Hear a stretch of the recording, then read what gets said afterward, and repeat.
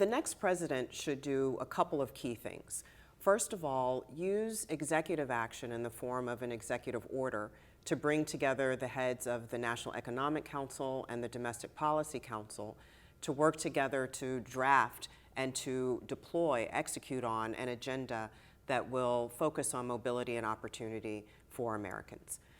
The next president should also focus on the makeup of the cabinet. Individuals who come to Washington or are in Washington and work in a bipartisan fashion that can be confirmed as quickly as possible so the agenda can get moving, but also who can work together across government and also go into the states working with mayors and with governors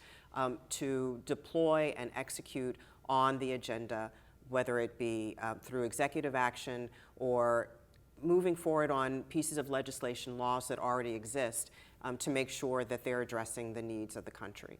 I also think the next president should focus on a couple of key pieces of legislation.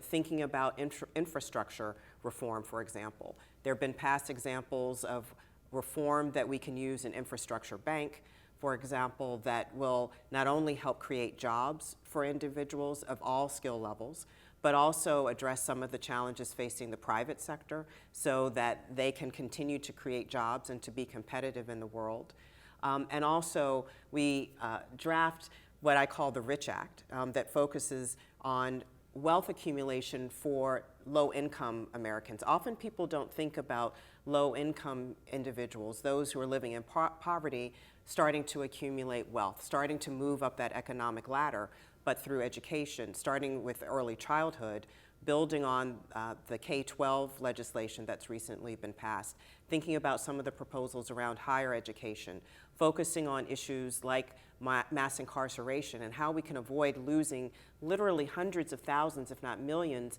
of particularly young men who should be active in our economy. So pieces of policy that will address those issues.